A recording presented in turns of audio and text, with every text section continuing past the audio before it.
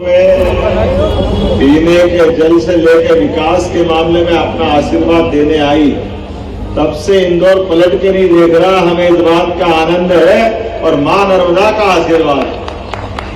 हमारे नारवदी परिवार के द्वारा पूरे देश के मां नर्मदा भी तो कैसे आकर्षित करती है।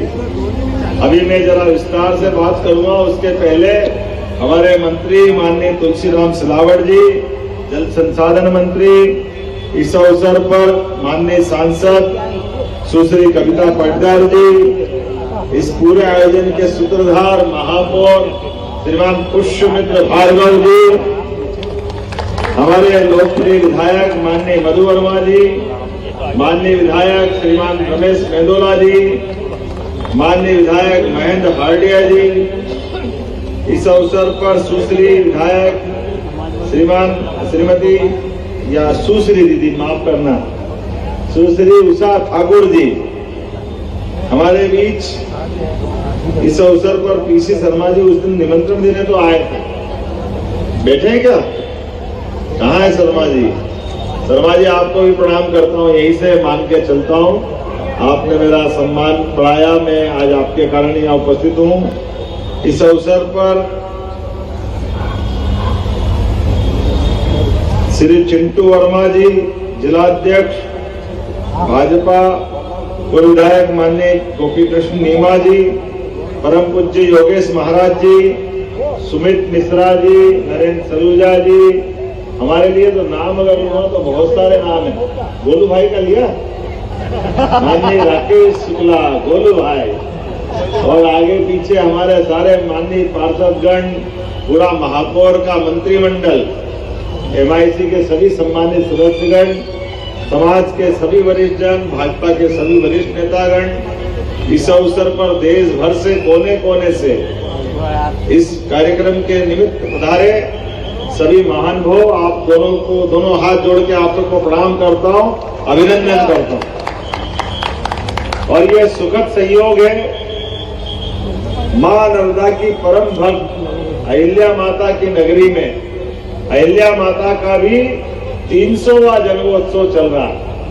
सुदर्शन भैया, ये इस अवसर पर सौभाग्य की बात कि मां अहिल्या जब अपनी राजधानी महेश्वर, पुरानी माहिष्मती नदी, सहस्त्रार्जुन की नदी, वहां जाकर के राजधानी ले जाती, और मां नर्मदा का भी आशीर्वाद क्या मिलता है। ये मां की कृपा है, मां अहिल्या माता का जीवन बदलती है। ये मां की कृपा है जो नर्मदाष्टक पढ़ा गया, कहाँ केरल, कहाँ ओंकारेश्वर, और अपने बीच ऐसे शिष्य आदि शंकराचार्य परम पूज्य, जिनके अपने जीवन से उनके जीवन के विविध पक्षों को देखो तो आज भी भरोसा होता है, लेकिन विश्वास नहीं होता कि ऐसा अद्भुत जीवन कोई जी सकता है क्या। उत्तर दक्षिण पूर्व पश्चिम पूरा देश किसी और धारा में बह रहा था, लेकिन अहिल्या माता के समान शंकराचार्य जी को आशीर्वाद मां नर्मदा ने दिया, और उसके बाद पूरी जीवन की दिशा बदली।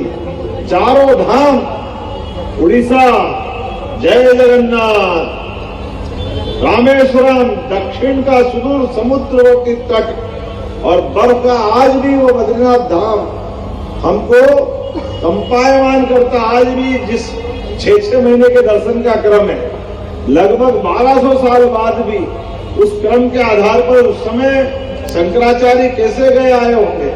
हमारा अपना जगन्नाथ के समान समुद्र तट का भगवान कृष्ण का द्वारका धाम, ये शंकराचार्य जी को आशीर्वाद अगर किसी ने दिया तो वास्तव में ये नर्मदा मैया का आशीर्वाद। मुझे इस बात की प्रसन्नता है, जैसे हमारे शरीर के अंदर रक्त की धमनियां पूरे शरीर के रक्त का संचालन करते हुए हमको जीवन प्रदान करती है, ऐसी हमारे ये पृथ्वी माता की धमनियां, ये रक्त वाहिनियों की तरह हमारी पवित्र नदी माता होती है, जिससे हमारी समूची जीवन सृष्टि की एक तरह से जीवन धारा बनती है। जैसे हमारा हृदय का अपना महत्व है, ऐसे ही हमारे परमात्मा की दया से ये गोमुख अपनी नदी की धारा के माध्यम से जीवन अमृत देते हैं। और नर्मदा मैया जी की तो बात ही क्या है, मुझे इस बात का गर्व है, थोड़ी सी राजनीतिक लगेगी लेकिन यथार्थ है।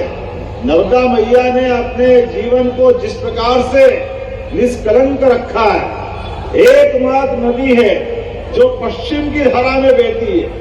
पूरे देश की इतनी सारी नदियां हैं, कोई इस धारा की तरफ नहीं जाती, एकमात्र नदी जो पश्चिम धारा को तरफ बहती है।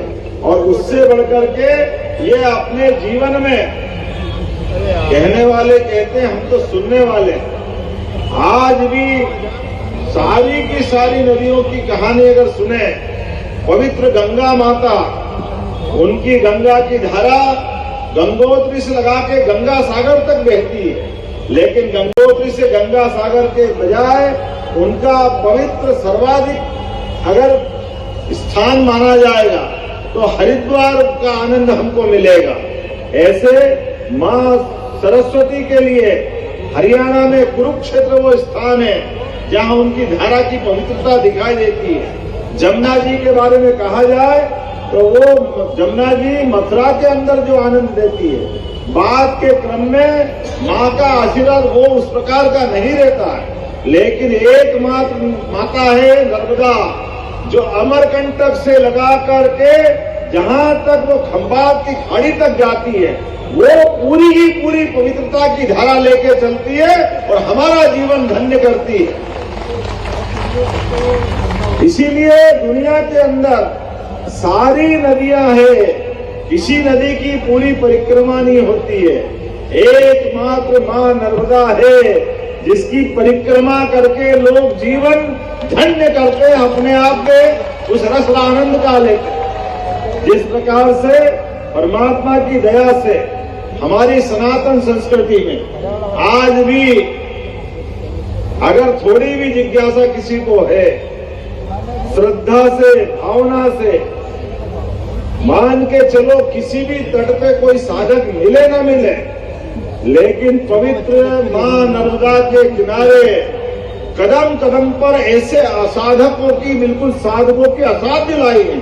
कहां भी चले जाओ, कैसे भी चले जाओ, जिसको कोई साधना करना है, अपने मन में अध्यात्म की धारा का निर्बाध रूप से, प्रभावमान रूप से धारा स्थापित करना है, तो मां नर्मदा का किनारा ओंकारेश्वर, ममलेश्वर, नेमावर, जहां चाहो अलख निरंजन की तरह आपको जीते जी देवता के रूप में साधक मिल जाएंगे, जिनको कुछ नहीं चाहिए, लेकिन उनकी साधना का मार्ग इतना पवित्र है कि वो अपने आप ही हम सब के लिए कई रहस्यों की दुनिया, कोई सोच नहीं सकता है। इतनी लंबी नर्मदा परिक्रमा हजारों साल से लोग कर रहे हैं और पास में कुछ भी नहीं, लेकिन मां नर्मदा के माध्यम से कोई भूखा नहीं सोता, कोई प्यासा नहीं मरता, कोई बीमार नहीं पड़ता।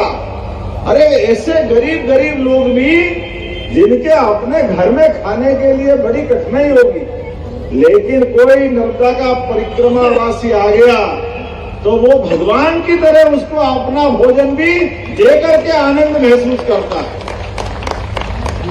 ये श्रद्धा भाव कहीं नहीं है, ये एकमात्र जगह है मां नर्मदा की परिक्रमा के अंदर ही।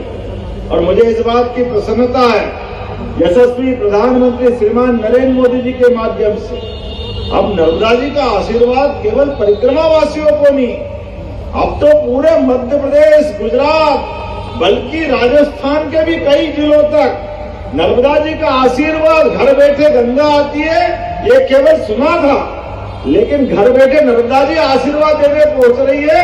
ये आज का आनंद है हम सबको, इस बात का एक विशेष प्रकार का सुख, और इसमें अधिकार तो इंदौर वालों का बहुत है। नर्मदा जी आपको कब से आशीर्वाद दे रही थी, लेकिन नर्मदा जी का साकार रूप जीवन तो मिल रहा था, जल ही जीवन के माध्यम से। नर्मदा जी के बिना इंदौर की प्रगति संभव नहीं थी। 1990 में नर्मदा जी आ गई, हमारे लिए तो एक ही 12 साल का कुंभ पता नहीं कहां से कहां पहुंचा देता है। माता को कितने कुंभ करा दिए आपने, लेकिन मैं अभिनंदन करना चाहूंगा, जब जागे तब सवेरा। मुझे क्या मालूम ये पुष्य नक्षत्र होता ही इतना पवित्र है, हमारे महापौर जी का नाम ही इतना बढ़िया है। कहने के लिए 27 नक्षत्र है, 27 नक्षत्र है।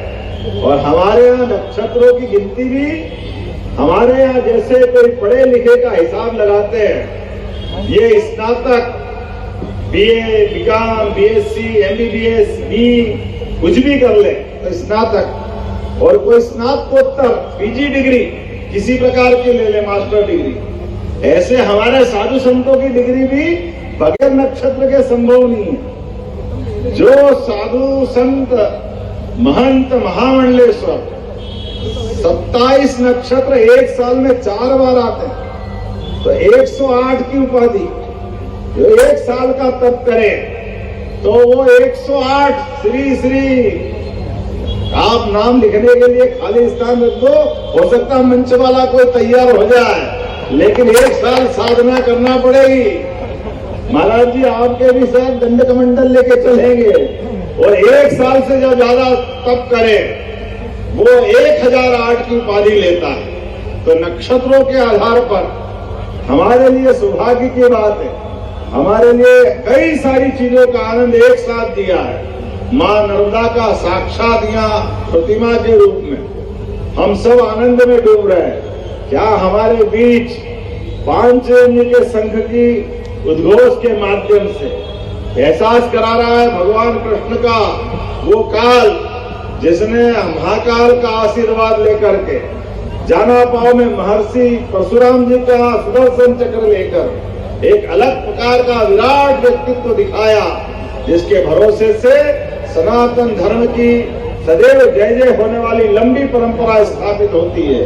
आज के इस अवसर पर थोड़े समय की कमी है, लेकिन मैंने कहा कि अगर पुष्यमित्र जी आपने नर्मदा जी का नाम लिया तो हमारे लिए तो नर्मदा जी का नाम लेने के लिए सारी दुनिया के काम एक तरफ और नर्मदा जी का काम एक तरफ, इसलिए इसमें कोई देर नहीं।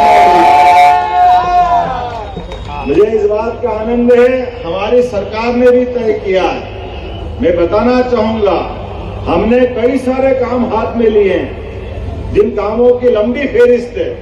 भगवान कृष्ण जहां जहां जिस जिस स्थान पर आए उनकी लीलाएं मध्य प्रदेश में हुई। जो महत्व भगवान कृष्ण का मथुरा का है, जो महत्व द्वारका का है, वही महत्व मध्य प्रदेश में सांदीपनि आश्रम का है, वही महत्व जाना पाव का है, वही महत्व नारायणा का जो सुदामा के साथ रात गुजारी। ऐसे स्थानों को हम तीर्थ बना रहे हैं। इसी प्रकार से हमने मां नर्मदा का भी काम हाथ में लिया है। मां नर्मदा जहां से निकली है और जहां तक यात्रा करते हुए अपनी यात्रा पूरी करती है, पूरे स्थान पर वृक्षारोपण कराना, यात्रियों के लिए अन्न क्षेत्र बनवाना, घाट की सुविधा दिलवाना, छाया के स्थान बनाना, रुकने की आवास की व्यवस्था कराना, सभी प्रकार के सरकार के अलग अलग विभागों को लेकर हमने मंत्रिमंडलीय उप समिति बनाई है, जो नगरीय क्षेत्र में नगर निगम के माध्यम से, नगरीय निकाय के माध्यम से हमारे स्थानीय शासन मंत्री और ग्रामीण क्षेत्र में पंचायत और ग्रामीण विकास मंत्री, संस्कृति मंत्री, सिंचाई मंत्री, सबके माध्यम से पूरी समिति लगातार अपने नर्मदा जी के पूरे परिक्रमा पथ में जो जो हो सकता वो सब कुछ करने का प्रयास करेगी। ये हमारा संकल्प है। और इसीलिए क्योंकि मैं नागरिक लोगों में बोल रहा हूं और इंदौर वासी के बीच में भी बोल रहा हूं, अब हमारी धमनियों के अंदर नर्मदा जी का भी अपना आशीर्वाद बह रहा है रक्त के साथ। जैसे हमारी कितनी अच्छी पहचान है, कितना गर्व होता है, कोई सरयू पारी, कोई गंग पार, ऐसे नर्मदी ब्राह्मण समाज ने नर्मदा जी के माध्यम से अपनी धारा देश भर में पहुंचाने का प्रयास किया, विदेश में पहुंचाने का प्रयास किया। अपनी पहचान अपनी माता से जोड़ करके वाकई आपके कई जन्मों के पुण्य होंगे कि ये फल आपको मिला, ये भाग्य आपको मिला। मैं आपको बधाई देना चाहूंगा।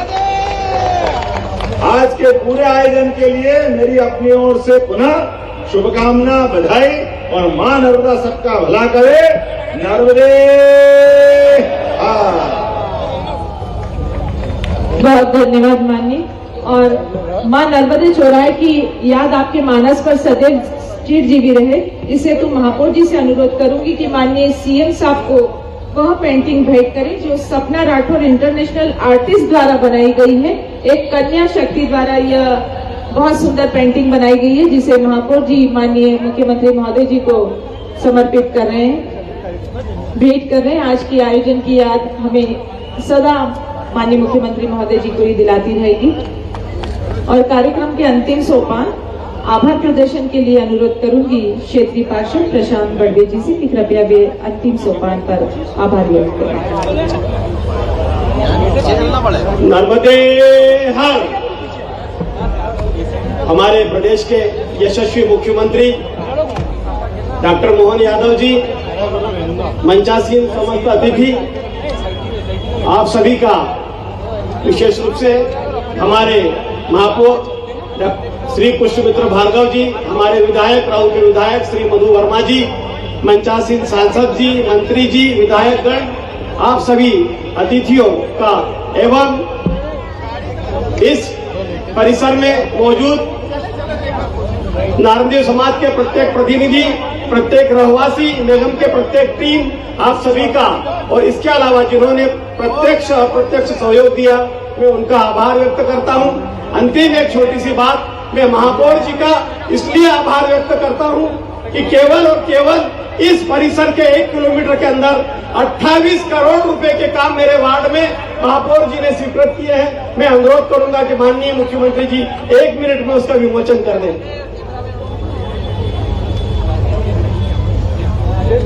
थोड़ा सा